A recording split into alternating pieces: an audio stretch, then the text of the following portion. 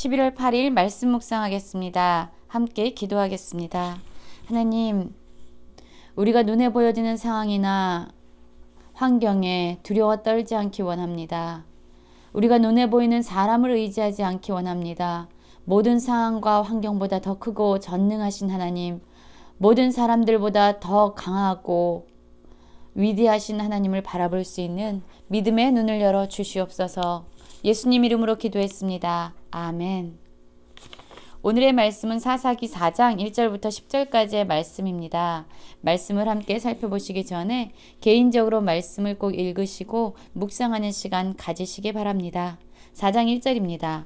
에훗이 죽으니 이스라엘 자손이 또 여호와의 목전에 악을 행하매 여호와께서 하솔에서 통치하는 가나안 왕 야빈의 손에 그들을 파셨으니 그의 군대 장관은 하로셋 학고임에 거주하는 시스라요 라는 말씀으로 시작하고 있습니다. 에훗은 모압 왕 에글론에 의해서 이스라엘 백성들이 핍박을 받고 압제를 당할 때에 이스라엘 백성을 구원한 사사입니다. 에훗이 이스라엘의 사사로 이스라엘 백성을 에글론의 손에서 구원했을 때 80년 동안 이스라엘 땅은 평안을 누렸습니다.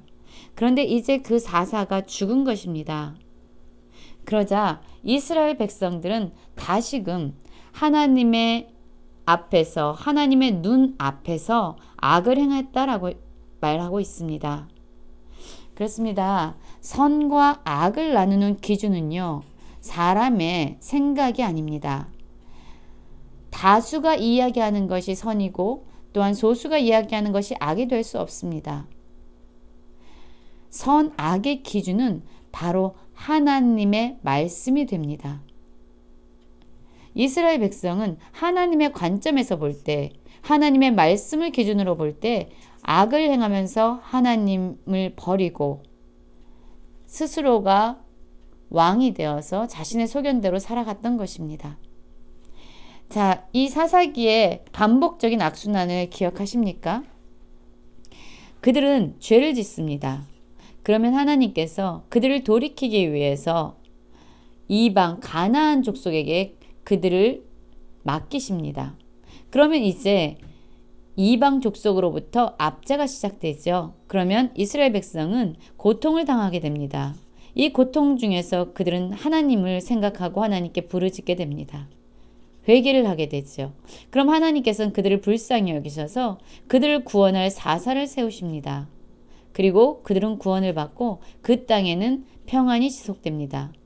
이 평안이 지속되다가 이스라엘 백성은 다시금 죄를 짓게 됩니다. 이러한 악순환의 연속이 바로 사사기의 이야기죠. 에훗이라는 사사가 죽자 이스라엘 백성들은 다시 죄를 짓습니다.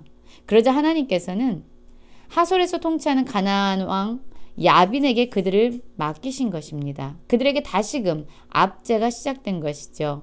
그리고 그들의 군대 장관은요, 바로 시스라였습니다. 이 야빈 왕은요, 철병거 900대가 있어 20년 동안 이스라엘 자손을 심히 학대했다라고 이야기합니다. 이 당시에 철병거가 있다라는 것은 어마어마한 무기를 소유하고 있는 것입니다. 이스라엘 백성은 철 무기를 가지고 있지 않았습니다.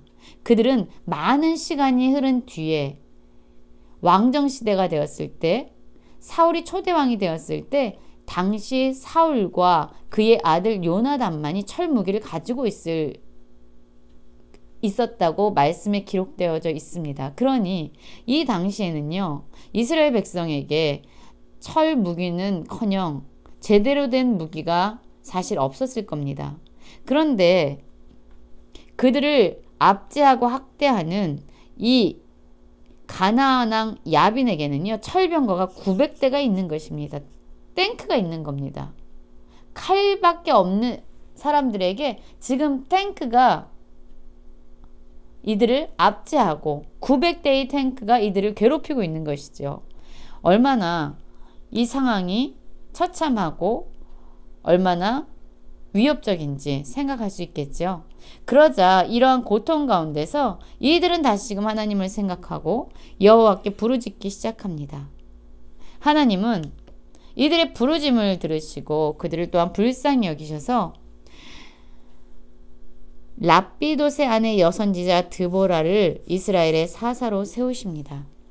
그런데 이 드보라는요, 어떤 전쟁이나 전투를 했다라기보다는 하나님께 말씀을 듣고 사람들을 재판해주고 또한 하나님의 계시의 말씀을 듣고 사람들을 세우는 일을 했던 것 같습니다. 라마와 베델 사이 드보라의 종려나무 아래 거주했고 이스라엘 자손들은 그에게 나와 재판을 받았다라고 말씀하고 있지요. 이 드보라가요, 그런데 이제 하나님의 말씀을 받고 아비노함의 아들 바락에게 사람을 보냅니다. 그래서 이 바락을 납달리 게데스에서 불러다가 이제 하나님께서 드보라에게 주신 말씀을 전하게 됩니다. 무슨 말씀이었습니까?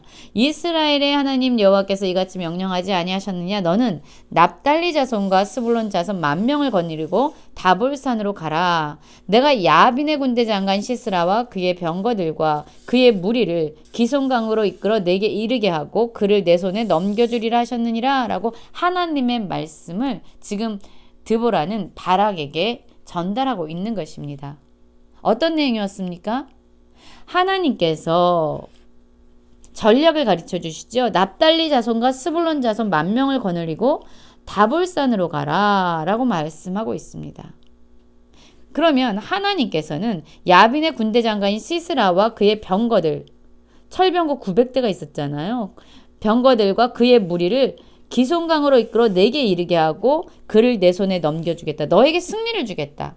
눈에 보여지는 철병거 900대가 있을지라도 그들을 통치하는 강력한 장수인 시스라가 있을지라도 그 무리가 너희들의 무리보다 훨씬 많고 클지라도 눈에 보여지는 상황이나 환경을 두려워하지 말아라. 그 모든 것보다 더 큰 내가 너에게 승리를 줄 것이다 라고 하나님께서 바락에게 말씀하고 있는 것입니다. 그것을 드보라가 전해주고 있는 것이죠. 그런데 8절 보면은요, 바락의 반응이 나옵니다. 어떤 반응이었을까요? 바락이 그에게 이르되 만일 당신이 나와 함께 가면 내가 가려니와 만일 당신이 나와 함께 가지 아니하면 나도 가지 아니하겠노라 라고 말합니다.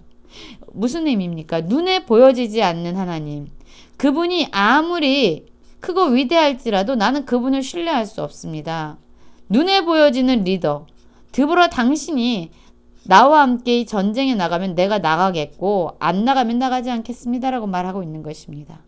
눈에 보여지지 않는 하나님에 대한 전적인 신뢰가 바락에게는 없었던 겁니다.